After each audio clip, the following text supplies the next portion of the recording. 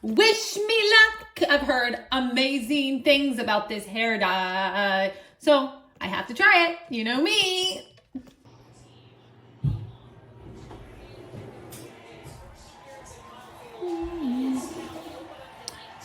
Processing.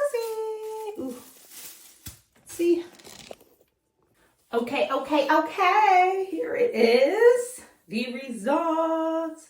Here are the results. Great hair dye.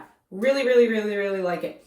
What I really noticed about it is there is no smell, like, because you know my favorite that I use usually home dye is Clairol, and that has a really strong smell though. This one didn't really have a smell, that you usually get with Clairol. Which I love that they have the toning shampoo, because most hair dyes don't come with a shampoo. It just gives you the conditioner. This one came with a toning shampoo as well as a conditioner. Win. It was very easy to put on.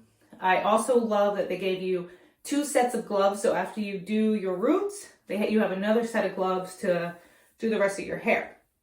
So the color I used was medium neutral blonde, which I love the color, but for me, I'm just going to add a few highlights to it.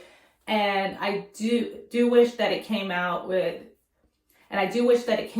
with more highlights, because it did say in the marketing that it would give you highlights. Clairol does a really great job with the highlights. Their medium blonde actually gives you the light blonde. But this, I would use this again. Really do think after I add subtle highlights to it, it's going to be perfect. So the color looked very natural. My hair's soft. It doesn't feel like it put too much damage in my hair. Doesn't feel like it damaged my hair so much, so that's definitely a win. Anything I'm missing? Have you used, let me guys know, have you used another color? What do you think about this hair dye? I like it. I would use it again.